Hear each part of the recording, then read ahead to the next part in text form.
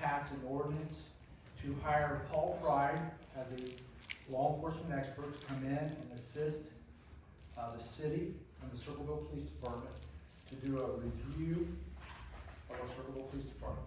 There was a work job scope prepared for Paul, which he has reviewed, and I would be safe to say that he's talked to dozens of people since we have hired him.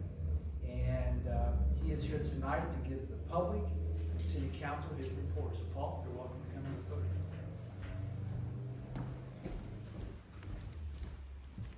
Paul, everybody has a copy of your report. I just want you not to give it to the media. Okay. And if you could, just a brief introduction about your past, Okay. what your work history is, and we'll let you go right to your report. Okay.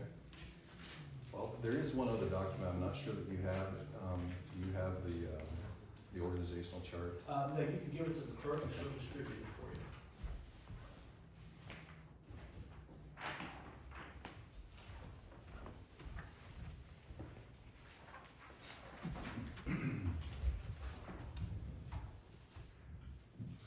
So I'll extend my greetings to President Keller and members of council, Law Director Kinney, and Safety Director Rob Ware, and members of the public. My name is Paul Pride, and I'll kind of read most of this. I'm not going to read the entire report that's in front of you for the sake of time, but I'll read this just so that I can keep track of where I am with the presentation. My name is Paul Pride, and I have the privilege of working for the city as a consultant for the past couple of months. And just a really short note about who I am and my background. I currently live in Baltimore, Ohio. I'm a Marine Corps combat veteran. I served 7 years in the Marine Corps. I retired after 30 years of service with the Ohio State Highway Patrol, with almost 20 years of that time as a command level, with command level experience. I've been a post commander, a district commander, a special operations commander, an assistant superintendent of operations for the Highway Patrol, and I spent 6 years, almost 6 years, as a superintendent of the Highway Patrol. The Highway Patrol, as you know, is one of the largest law enforcement agencies in Ohio and is recognized nationally as a leader in the industry. I'm also a graduate of Ohio University, Ohio's oldest university, and I attended the FBI National Academy, the Northwestern University School of Police Staff and Command, the FBI National Executive Institute, and the U.S. Army War College Staff Ride.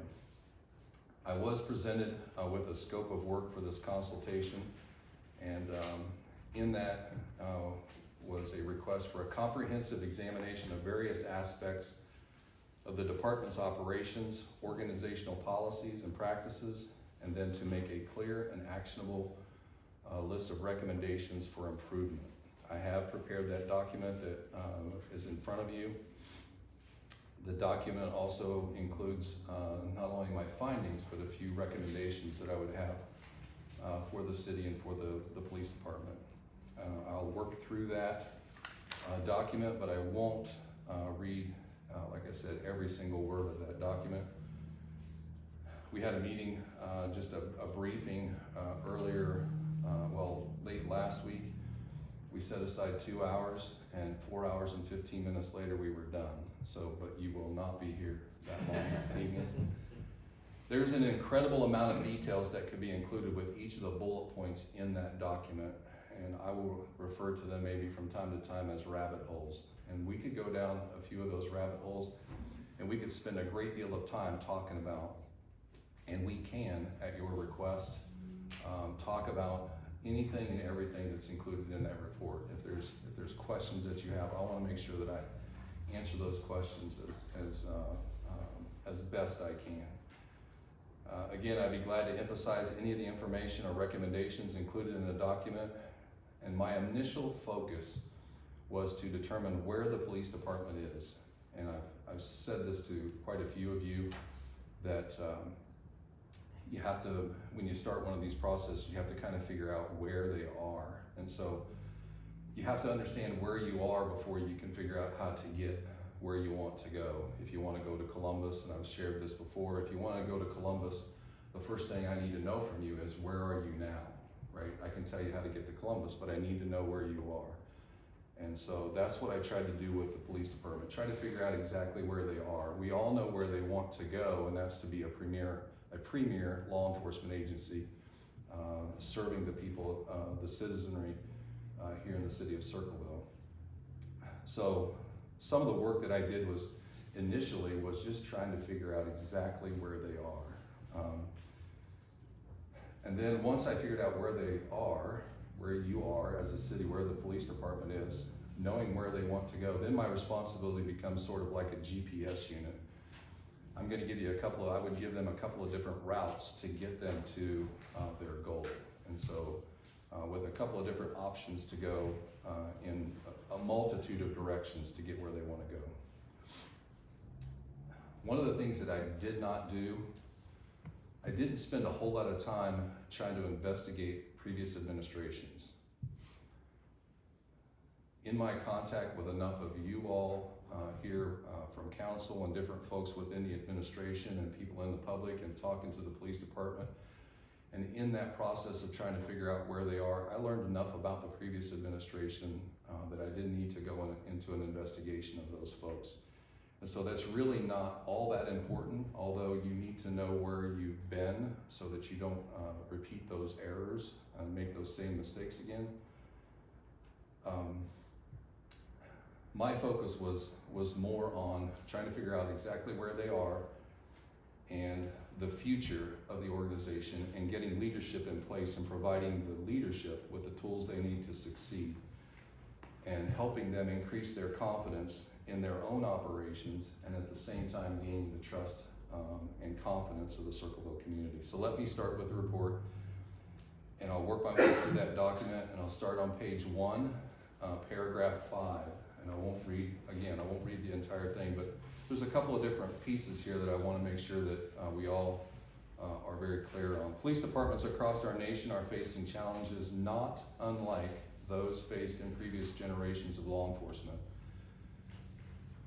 Limited resources, strained manpower allocations, recruiting and retention shortfalls, tight or often reduced budgets, and unpopular views of the occupation in society have constantly plagued the profession. Sound familiar, right? Previous generations of law enforcement have experienced these issues. However, today's law enforcement agencies seem to be experiencing many of these issues simultaneously. Thus, the need for senior members of the agency to exercise the highest degree of leadership, authority, judgment, discretion in the overall administration and management of the department. A lack, and here's a key statement, a lack of these values by leadership tends to create a toxic environment internally and a fractured relationship externally with the community at large. And then if you go to page 2, about halfway down the first paragraph, there's a sentence that starts with, during the review process. During the review process, I have utilized my previous network of professional subject matter experts throughout Ohio to assist the Circleville Police Department in many areas. This approach allows the police leadership to take immediate action to address the deficiencies in the operational and administrative areas. This process also allows for a degree of project management to take place while I continue reviewing other areas of operations and administration. And so while we were going through some of these things, I was trying to help put some of the fixes in place as we go. Instead of getting to the end of this 45-day period, submitting a report to you, there's a bunch of information here with a bunch of bullet points, and then have at it, whatever you desire to do with it. So as we went along, some of the things that we did is try to actually plug the leadership of the police department into those folks, into those associations, into those entities, whether it's the Ohio Association of Chiefs of Police, the Ohio Peace Officers Training Commission, whether it's another police department, whether it's LEADS, whether it's NCIC. There's a lot of different entities that we reached out to and actually allow them to start making the changes and the needed modifications right away instead of waiting until we have a a final report somewhere down the road. So every effort, I want you to know that every effort is being made to help develop a proven management system of written directives, sound training, clearly defined lines of authority, and routine reports that support decision-making and resource allocation. These actions will result in greater professionalism and accountability within the department. This hands-on approach that we have taken to assist the agency has proven beneficial. On Monday, October 28th, 2024, Chief Kenny Fisher took the oath of office with a blank canvas. This is both an exciting and challenging time as he begins to rebrand the image of the Circleville Police Department. His leadership will serve to inspire and equip the men and women under his watch to attain the highest levels of professionalism. As a team, they must continually work to create and maintain meaningful and sustainable law enforcement practices. These practices will build trust and confidence with a community that continues to grow and develop exponentially. And so then I'll jump down to the goals of the Circleville Police Department. This is where we are trying to help the police department get to. And the first one there, the first tab is professionalism and accountability. And we're looking for, out of your police department, we're looking for a commitment to professionalism. The men and women of the department are committed. The men and women of that department are committed to professionalism. They are very young. The average years of service for the police officers over there is 2 years. And so they are very young, and that can be a blessing and a curse at the same time. They are passionate about the fact that they want to be, if you go over there and talk to them, and I know that many of you have, they want to be a premier agency. But they need good leadership, they need training, and they need resources. And those are some things that they have not been provided in the past. Adherence to industry standards. They adhere to the standards they are made aware of. And the key to that is they don't know what they don't know. And so there are some things that have surfaced over this time that I have got to spend with them, that when I ask a particular question, I get the deer in the headlights look from them because they have no idea what I'm talking about. And this is not the fault of the people that are there right now. This is a failure. This is a failure by previous administrations, previous leadership to invest in those folks in a couple of different ways, and I'll speak to some of those as we kind of go through this document. Accountability for practices, policies, and procedures. Accountability has not been consistently applied, and policies and procedures need updating. And you could say that to a lot of agencies across the state. That should be a constant process of updating policies and procedures. That has to be something that is continually looked at. Enhance public trust. We want them to be able to build trust and confidence. This process has already begun. I have spoken with each of you individually, and one of the things that I have observed, I have also spoken with a number of folks in the community and the administration, and there's a great deal of optimism about your police department. And I will just say this, it's not written down there, but I believe that there was some toxicity, regardless of how that was created or who created it, there was toxicity existed. And I believe that as we stand here in this place right now, I believe that toxicity is gone. And I think that you have a fresh, a clean canvas, as I spoke about earlier. I think the police department has a clean canvas, and I think there's some exciting things just ahead for you and the law enforcement in this community. Assuring citizens, build trust and confidence. Assuring citizens the agency follows guidelines, is transparent and ethical. This is paramount with a police department. Incidents of leadership over the past year have not served to assure the citizens of Circleville that they should have confidence in the police department. This must be overcome with new leadership. New leadership has to be able to overcome that. And there's a number of ways they can do that, and I'll share that again with you here in just a few minutes. Operational improvements, self-assessments, and external reviews. You have to self-assess. And I don't believe that, from what I have seen over there, I don't think there was much self-assessment that was going on. And I also don't think that there was a great deal of interest in any external reviews of the operations of the police department. Those are both necessary and critical to being able to perform better. And a couple of notes that I made about the self-assessments is it enhances operations, it gives you a realistic view of current situations, and it helps you try to figure out alternative avenues to accomplish tasks, right? In other words, the old saying, there's more than one way to skin a cat, right? And so there's more than one way to do some of those administrative functions within a police department, and you have to find the right fit for you. And you do that through self-assessment, and sometimes even through external reviews. Better resource allocation. You must work smarter, not harder, right?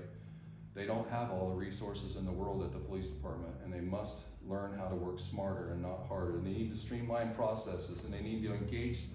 Mid-level management must manage and not simply monitor the processes that go on at the police department.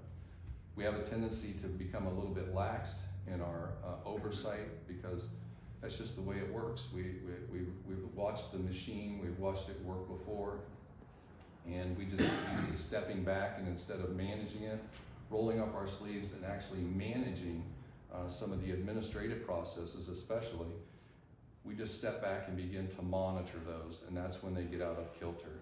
And so they must manage the process. Increase efficiency. What are those? The way to increase efficiencies is to try and stop every once in a while and try to figure out whether or not the things that you're doing, do they really need to be done? Every once in a while you want to stop and you just want to blow things up and then put it back together and see if you got any extra parts. If you do, you probably didn't need those parts. Really what you're doing is you're blowing things up and you're trying to figure out whether or not it's accomplishing the original task that you designed it to accomplish. And if it's not, then you need to stop doing those things.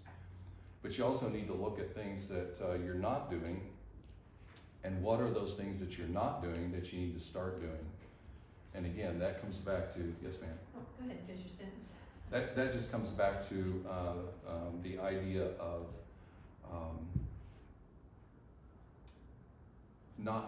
you don't know what you don't know. And if you've not been exposed to either training or you don't have the experience, you're not going to know some of these things if they've not been presented to you before. Yes ma'am? I was just wondering if you have recommendations on how often the self-assessments and external reviews should be done? Is that built into your report? Well, I think the self-assessments, it depends on exactly what function you're actually looking at.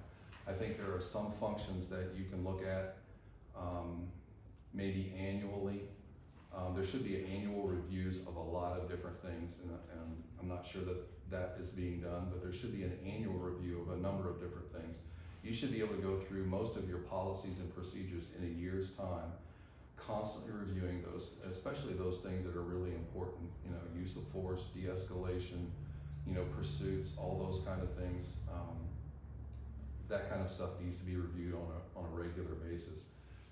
I think some of the other things, periodic reviews, there are a number of different ways you can go about doing that. Some of those are through CALIA, which is a national accreditation process, but there's also, and those are expensive to some degree. They're very valuable, but there are some that are actually free. The Ohio Collaborative has an accreditation process that is absolutely free, and they'll actually walk you through and help you with that accreditation process. But it takes time, and it takes manpower, and so while you can use that accreditation process, I would suggest that the police department use the accreditation process and those standards, those 31 standards. They can use those to actually continue to build the foundation of the department right now. But I would say that attempting to go to the accreditation process at this moment would be an incredible waste of time. There's some foundational things that need to be built upon before you get to that point. But you use those accreditation pieces to actually build the foundation so that when you get done, you're already in compliance with the accreditation process. And so that accreditation process is every 2 years, every 3 years. So the more complex it is, the more often you should be looking at it. So does that answer your question? Yes, thank you. So let's go down to risk reduction. Everybody wants to mitigate risks. You need to identify areas for improvement, and you do that through those audits and through those those reviews, internal assessments, external assessments. Identify areas for improvement, and I've got listed here on a couple of my notes. Training, training, training. The training has been neglected in your police department. Training is deeper. It must be deeper than the things that come across the computer. You sit down, you log in, you go through, you check a couple of boxes, and you're done with your training. In this line, there may be a line of work out there that is acceptable. This line of work, that is not acceptable. Not when we have a responsibility to, when we're operating in an environment that is so complex and so diverse. A lot of this training has to be hands-on. You cannot, and I used earlier today, I used a reference to firearms training. You cannot go and do firearms training on a computer and work through that process and answer a bunch of questions. You actually have to go out there and put rounds down range, and you have to think about things like breathe, relax, aim, stop, squeeze. You have to think about things like sight alignment and sight picture. You have to think through those things. You have to think about your stance. You have to think about your breathing. You have to think about all those things, and that's just one aspect of training is firearms. And so you have to get more hands-on training for the folks in your department. Communication. Opening lines of communication. I think there has been a reluctance to communicate. I felt that today. I had some conversation with some folks over at the police department today, and they have been apprehensive about having communication with supervisors for a long, long time. In fact, so long that I'm not sure they know how to do it. And if they do know how to do it, they don't know how to do it well. And so, and it's this thing where most of the communication has to be adversarial, or it has to be in the form of some kind of internal affairs investigation. And so to avoid an internal affairs investigation, we just don't say anything. And that's dangerous. We need to have conversations with the people that are working for us and with us. So communication is incredibly important. Clearly defined lines, duties and responsibilities. To reduce risk, everybody has to know who's responsible for what. And so we have to clearly define those duties and responsibilities. And you need some public, not you, but the police department needs some public information training for all of their supervisors. They need to understand how to talk to the media and how to engage the media. Implement best practices. I'm gonna talk a little bit about this later, but networking is absolutely critical to the operation of a police department and a police supervisory level. And also have down there something, in regards to the Ohio Collaborative and accreditation. Again, those are some of the best practices that you're gonna find is through that accreditation process. Reduce liability, training for all personnel. You're gonna hear that a lot. Training. Roll call and read and sign.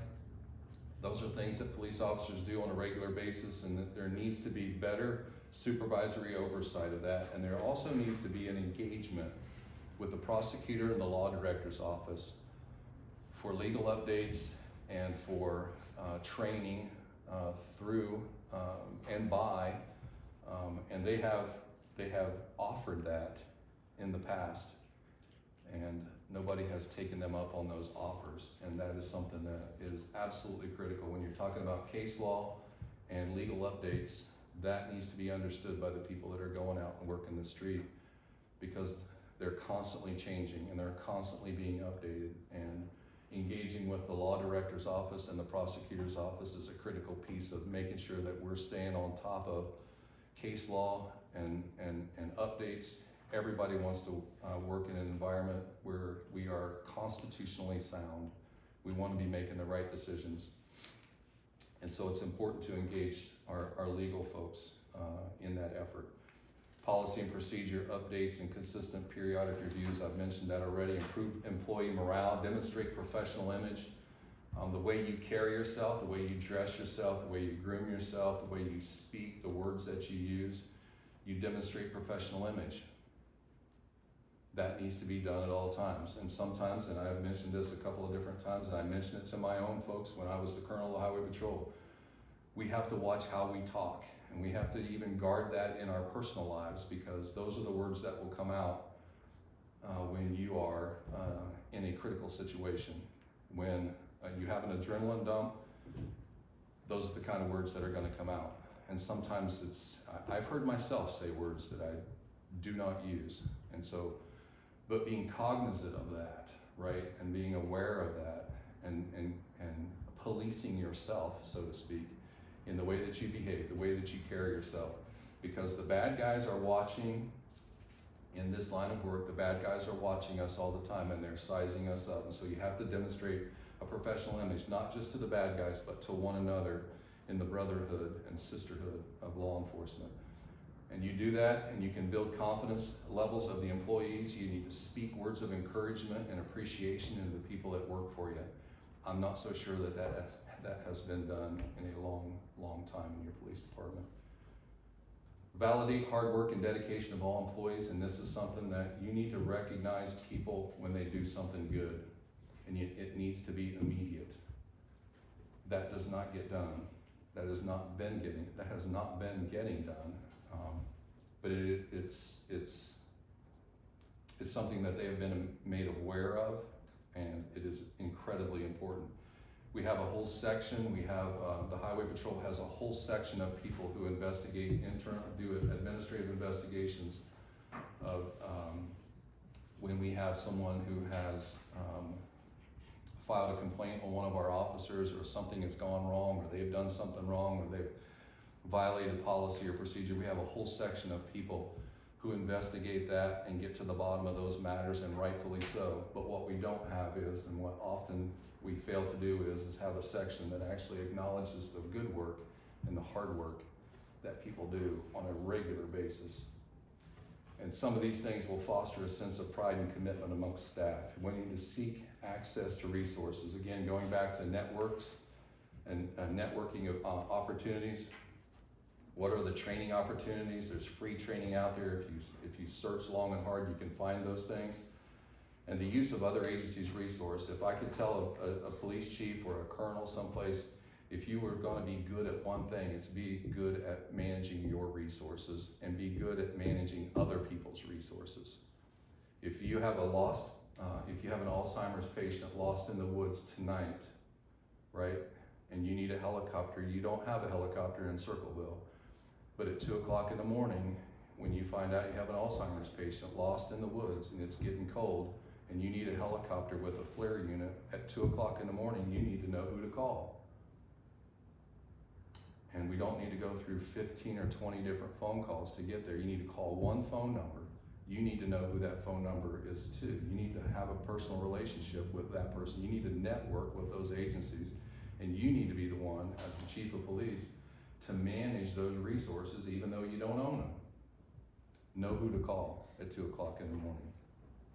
Be a good manager of all resources, even the ones you don't own. And so now I'm gonna kind of like pick up a little bit of speed here. But the organizational composition for the police department, this is something there's an ordinance for the composition of the police department. And if you look at that organizational chart that we handed you, that is the proposed organizational chart. That is an organizational chart that I would propose to you. I have worked in that chart, and I have served in every level of that chart, and I know that chart forward and backwards, and I know beyond a shadow of a doubt that works. That does not look like the organizational chart that you currently have for the police department in the city of Circleville. There is more of a straight line below the chief of police. There's a deputy chief, there's a captain, and then it breaks out into your first line supervisors. And what happens there is that you've got a straight line up and down. And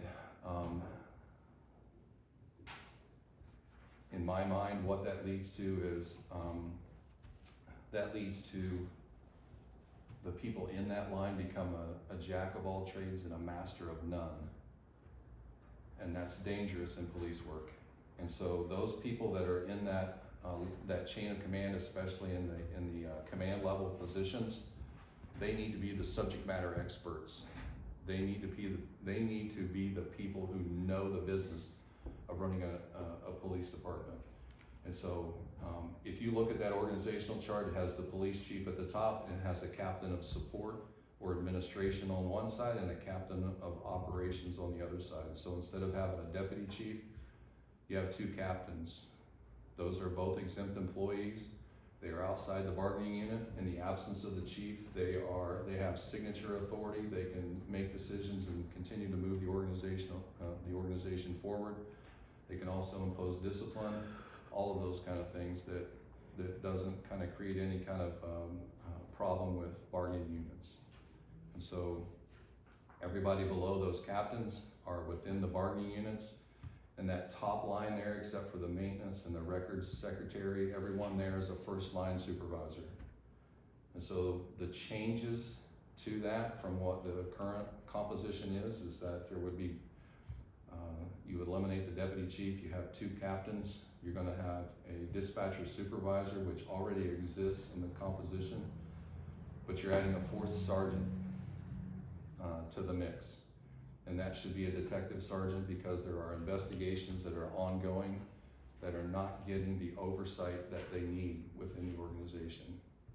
And some things are getting missed, or there is a great potential for things to get missed in the investigation. And a real quick example would be a day shift guy goes on a call and starts an investigation. He ends his shift 7:30 that evening. One of the afternoon units goes to a call, and he gets, and it's related, but they don't know that, right? And so now you've got two guys investigating the same incident on different shifts, and nobody's really making that connection. Nobody's reviewing those investigations to see that these two are connected and put those together. And so we have two guys basically investigating the same incident. Does that make sense? And so you can eliminate that kind of redundancy by having somebody who reviews those things and makes those connections, and also improves the quality of the investigation. Starts asking the investigator questions about why did you do this, did you do that, and kind of cleaning up some of the investigations.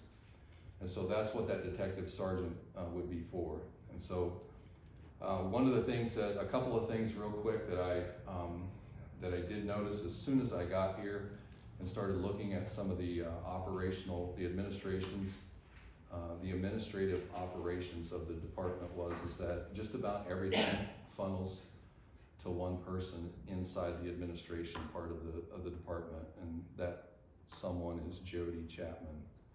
And so everything gets run to her, and she basically does a boatload of work. And so when you do that, things are going to get missed, and things are going to get dropped, and things are going to get delayed. And so the current composition actually allows for a second secretary. And so the chief, at the time the acting chief asked for that position to be posted, it was posted. A second secretary to divide some of those duties and responsibilities so that she is not absolutely overwhelmed with the workload that's in there. And if you're not over there every day, you may not understand the volume of work that comes in there. But if you go over there and sit and just watch the operations for a day, it would convince you that she needs some help. And so they have done that. The posting has come down. Interviews are being scheduled, I believe. There was also a position that was posted for a part-time police officer. The evidence locker needs attention. The evidence in that place needs attention. And there's a lot of different pieces of that. And there's a number of rabbit holes we could go down, and I could spend a great deal of time talking about that. But that part-time police officer is going to primarily be an evidence locker custodian. He actually begins November 18th. And so that is going to help rectify some of the issues that are taking place in the evidence area in the administrative part of the department. We have developed job descriptions for those 2 captain positions. Those are exempt positions. The legal review is underway right now. We've developed job description for a dispatcher supervisor position. That's a union employee and a first line supervisor that's being submitted for a legal review. We've developed a job description for the detective sergeant, the detective supervisor position. Again, that's a first line supervisor, and we have developed a specific list of job duties and responsibilities for those supervisory positions. And in my book back there, for those two captains, the operations captain and the administrative captain, the job duties and responsibilities, the thing that you divide up, all of the activities within the department, you divide those up into those 2 categories, operations and administration, is 19 pages long. Those are the duties and responsibilities of a captain within this job or within this organizational chart. It's pretty complex, and there's a lot of detail in those 19 pages. And right this minute, the police department has nobody in those positions. So the question would be, who's doing that work? And the answer is, you already know the answer, sometimes nobody's doing that work. And so it's not getting managed. A lot of the things that are going on over there are getting monitored, and they're getting monitored from a distance. You need someone, you need those 2 positions. I'm telling you,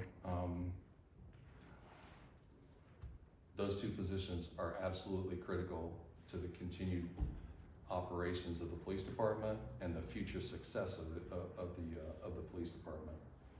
Sergeants, the patrol sergeants, they will have some individual responsibilities, so each one of those sergeants, but what you don't want to do as the chief of police is you don't want to overburden those guys and gals, because you want them to be first line supervisors. You want them to be out there on the road with your folks, helping respond to calls, being there as someone who can provide advice, leadership, guidance, and direction out there on the street. There are some administrative duties that you have to assign to them, and so, but that is a delicate balance in that. You need a dispatcher supervisor. I will tell you that there are things not getting done within your communications center over there that are absolutely critical to operations. There are some things that Leeds requires, there are some things that NCIC requires, and there are some other things that the federal government requires to be done. And some of those things,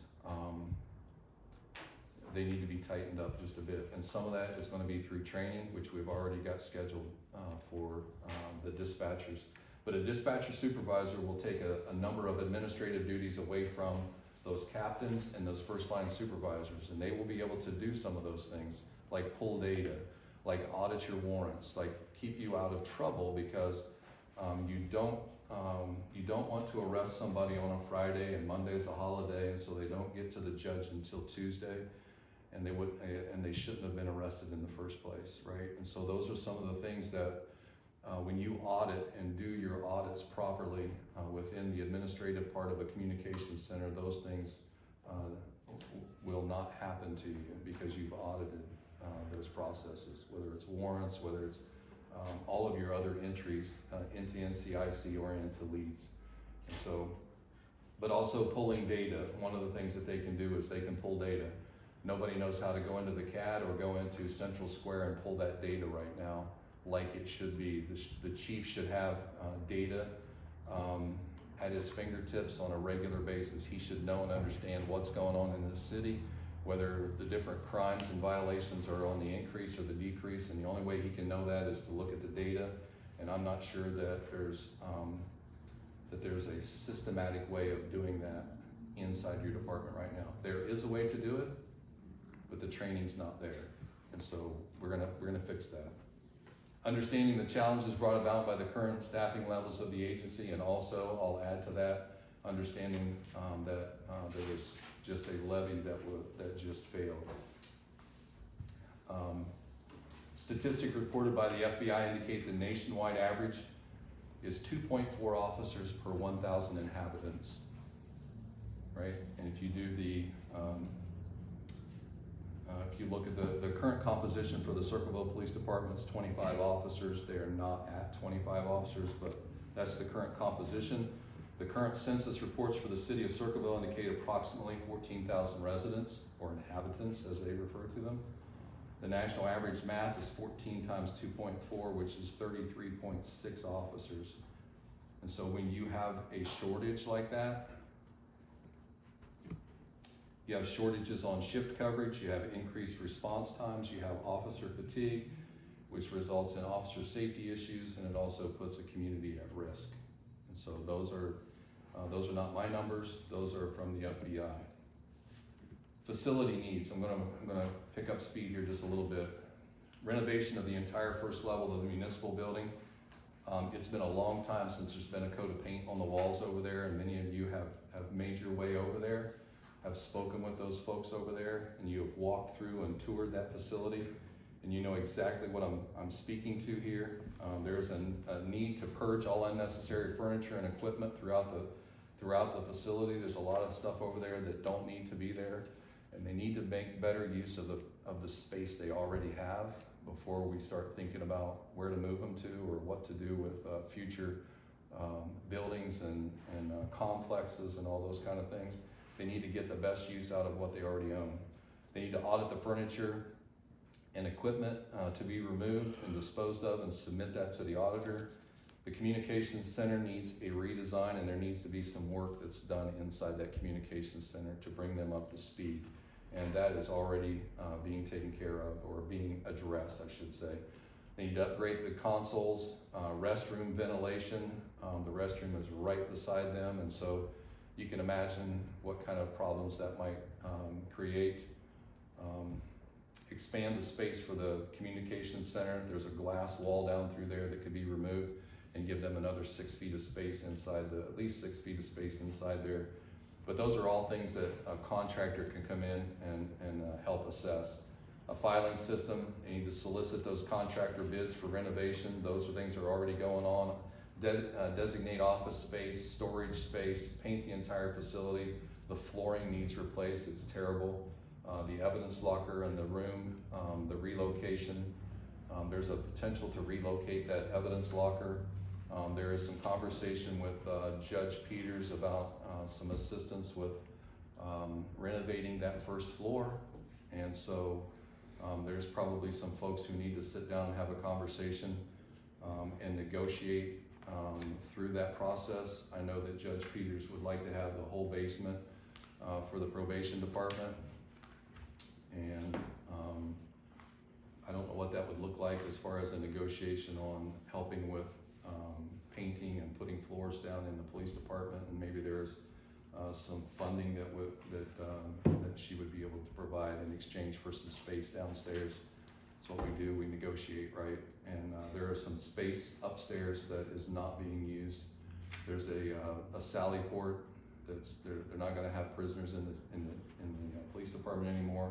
That is space that could be used for something else, like an evidence locker, and so it can be easily renovated. A break room with a small kitchenette would be nice for the folks who come there and can't leave the facility, right? The dispatchers, they can't leave because so when they take their lunch break, they have to either bring that with them. So they need a refrigerator and a sink to wash their dishes and all those kind of things, but they also need a place to sit down and eat their dinner. That would be nice instead of fast food every evening. And so those are just some of the creature comforts. Pods and chairs for the police officers in the reports room and computer replacement. Jump on down to training for all personnel, and you've heard me a number of times talking about the training.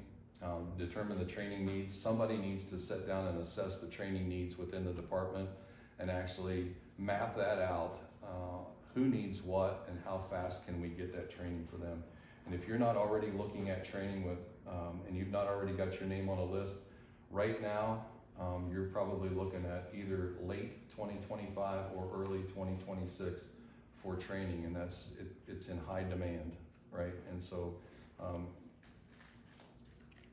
looking at that and determining what your needs are and getting people registered for those courses is critical. Research of training availability, options constantly ongoing. Begin scheduling training immediately. First line supervision training for all current sergeants.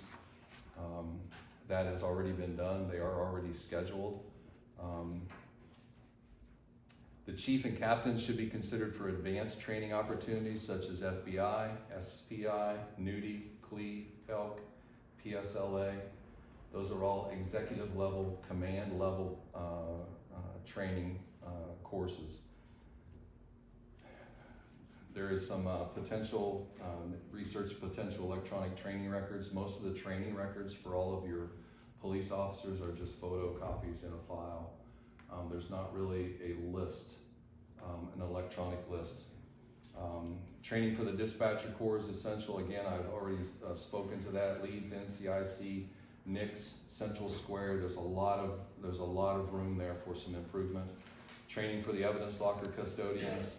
We've already made some arrangements for canine training with OSP and other law enforcement agencies in the region. And communications, the public information officer training for senior leadership. Administrative organizational needs. Establish a follow-up system for the entire administrative process. So one of the questions that I asked when I first got there was, how often do you, and then you can put anything in there, how often do you audit your warrants? How often do you look at payroll? How often do you, as a supervisor, look at and you put anything in there? And a lot of times, what I would get is it, again, the deer in the headlights. I said, so how do you know what to do every day when you come in here? How do you know what needs to get done? How do you know who needs to do it? And how do you know how often it needs to get done? That's what a follow-up system will do. One of those does not currently exist at your police department. Now, today somebody sent me a picture of one.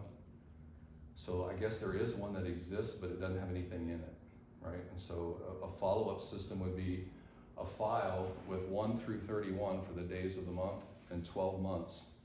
And so that every day when the first person who comes in takes November 12th, takes the documents out of November 12th and takes it and puts it in the in bucket of everybody who has that responsibility. So if it's a warrant audit, it would go to the captain of administrations. It goes in his in bucket or her in bucket. They then take that out. They go step by step on that document and go audit the warrants and do it exactly the way it is. And on the back of that sheet, in an ideal world, they would initial off on it and put the date. Take it back in and put it in their out bucket. So the next morning on the 13th, when the secretary comes through, pulls out the 13th, goes through the offices and puts in the in bucket. When she puts this in the in bucket, she takes that out of the out bucket, and by the time she gets back to her office, she puts it in the next date that responsibility is to be handled, right? So it's just a daily follow-up. That's all it really is. And it makes sure that everything gets done, everything gets touched that needs to be touched. It goes to the person who is responsible for it, and then that person signs off on it. So we have a record of who did it and when. So everything that needs to get done gets done within the agency. That currently is not in place, and so we do things that we just know need to get done. And so the question then is when you're on vacation, who does that? Most of the time, it doesn't get done, right? Until somebody comes back. And so those are the kind of things that need to be put in place. Establish a systematic review process of agency policies and procedures. I'm gonna jump on down. Job duties for supervisors. Establish a vision. This is something that supervision would do in conjunction with the people that the police officers, is to develop a vision, develop a mission statement, determine what the core values are, social media presence. There needs to be a reviewed focus on social media presence. Again, the roll call and read and sign needs to be, supervisor needs to be involved and engaged. Community engagement, there needs to be a renewed effort on community engagement. And then a working group to pursue the Ohio Collaborative Law Enforcement Accreditation Program and using that to build everything else on. The civil service process, there's a civil service process and those promotions. The men and women of the police department do not understand that process, and they don't know what it takes to get to that next level. They don't know what the things are they need to be doing while they're a police officer to prepare them to be a first line supervisor. The first line supervisors do not know and understand what needs to be done, what kind of things they need to be doing to prepare themselves for that next level of supervisory, right? The command level. They don't know what those are, and so we need to help them understand what those are. And so, but those need to be something that would be periodically reviewed in the read and sign for those guys and gals so that they understand what those do. So I'm gonna read real fast now. I'm really gonna pick up the speed. Things we have already begun working on. You've got a chief that was sworn in, you had one sergeant that was sworn in, you now have another sergeant positions open, it could be sworn in. You have a second secretary position that was posted. You have a part-time police officer that was posted, he starts on the 11th or on the 18th of this month. Chief Fisher has already been to the new chief school. He has already attended that. He has already been approved by the OACP to join the OACP, but he's also been assigned a mentor. They have a mentorship program, and he's already been assigned a mentor who is a good friend of mine, and he couldn't have picked a better guy. And in fact, he reached out to him early on, and that chief sent him some information about job descriptions and a organizational chart. It is exactly what we have presented to you this evening. And so there's a lot of people who know that that system will work. We have a training scheduled for first line supervisors. The chief has already signed up for Northwestern School of Police Staff and Command. It's an online course for 2025. We've drafted the two secretaries' duties and responsibilities. We have job descriptions for the captains and job postings. Those are being reviewed by legal. We have a dispatcher job description and posting, which is also under review. We have specific captains' duties and responsibilities that we've already drafted for both operations and administration. I told you it was 19 pages long. The evidence locker training and equipment replacement is already in the process. The renovation process, contractors, they're working on contractors to get them in to provide estimates on bids for the project. Professional assessments of the facility. We have some folks who actually do professional communication centers. They're coming to actually assess that room over there and see what they would suggest. They've already assigned the office space and the storage space. Training is being scheduled for all dispatchers with leads, NCIC and NICS. We've drafted a composition for the ordinance for the police department. The K-9 program has been connected with OSP's commanders to provide assistance with training records, and overall operations of the K-9 program. And they are actually in the process of beginning to frame the administrative functions of the administration or of the department. And I'll just real quick, and this is just a snapshot. They're putting together follow-up, policy and procedure, duties and responsibilities of each section, scheduling of personnel. Scheduling is an issue. Payroll, warrants, evidence, court documents, data collection, query, this is all for the command staff, monitoring criminal and administrative investigations, performance evaluations, rotation of policy and procedure, legal reviews, case law changes, training schedules, review of body camera videos, after action reviews of critical incidents. Those have not been done, or they have been done rarely. Evidence locker audits, scheduling meetings with public officials, and that's just to name a few of the things that they're already working on developing within the police department. And so Chief Fisher has been leading the charge to make the changes and implement many of those recommendations that I have made to him. He has embraced the leadership of the department. He has a passion for what he is doing. He is supported by his wife and his family and what he is trying to do. They understand, well, I won't say that they understand. the depth and the level of engagement that it's gonna take from him to actually get this police department to where they really want to be as a premier agency. And I hear the bell ringing, and that means that I've been talking for exactly 1 hour, right? And so,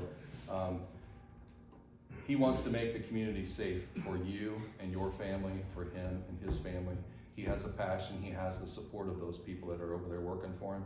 But there are some things, and I will tell you, there are some things that need to be done to solidify that operation over there. And one of those things, and I know I'm coming to you probably at a bad time, and I'm saying this probably at a bad time, when you just had a levy fail, but they're and I'm not a financial guy, I have a financial planner, right? And he usually tells me my ideas are terrible. But one of the things that I do know is the best time to buy is when the market has bottomed and has just started to come up, right? So that's when you buy, right? That market over there in your police department has bottomed out. I will tell you, I hope and pray that they have bottomed out and they are starting to come back. And so there's some life over there. There's some people with some energy, enthusiasm, and a great deal of optimism over there. They are young and they are impressionable.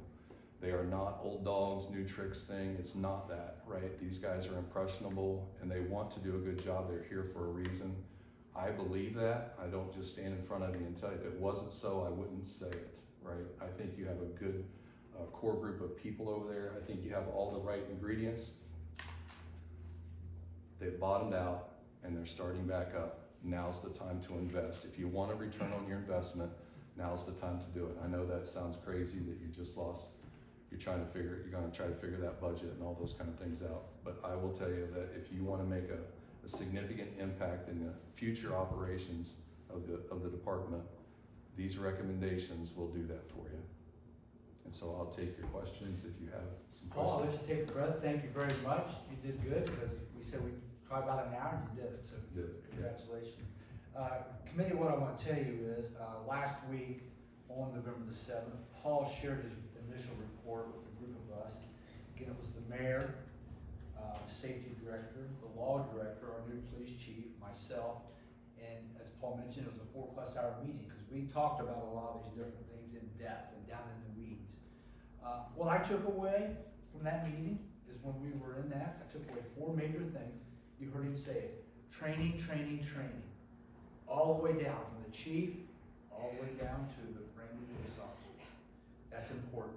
And how does that get accomplished?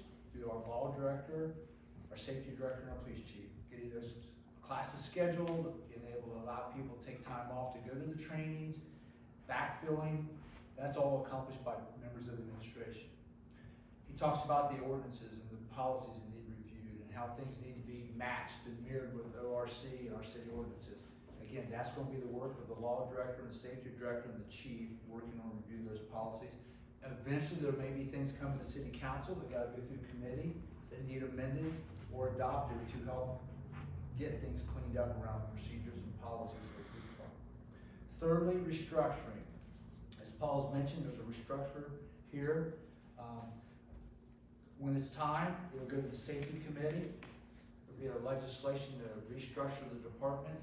And when Rob works with the law director to get Jeff's committee, that's where that eventually flows through. That's council action. He talks about building improvements. As you all know, between the dispatch room, the evidence room, and the building as a whole, it needs a makeover. That takes money. There's where council comes in. We got to appropriate money to get that work done, and they're getting contractor quotes to help get all that done. But having said all of that, as you know, we did have a safety levy not pass, and so the funds will be reduced starting next year. So I told the mayor during our meeting, I know she's not here tonight, she's at a mayor's conference in Florida. I said, Mayor, you have some major decisions to make coming up in the very near future. Because of those cuts and reductions that need to be done, there'll be some major decisions that need to be made. And ultimately, she will be coming to council with some recommendations because council controls the budget, and we'll have to see what those recommendations are. So those are my 4 takeaways. Paul's here to take any of your questions, so please ask away. Anybody have anything they want to do? Tom? In the weeds, you talk about stock bottoming out and moving forward. How do we determine what that is so we can find out what it would cost? I think one of the things is for the powers to be, and I'm not exactly sure who that is, determine what that pay range is for those two captain positions. That's a piece that when we have already kind of developed, and of course, all of this needs to be worked with the folks from the Civil Service Commission to make sure that we've drafted it to fit with the rules and regulations as that are in place. But there's some pieces there, especially on that compensation, that needs to be kind of a part of this posting.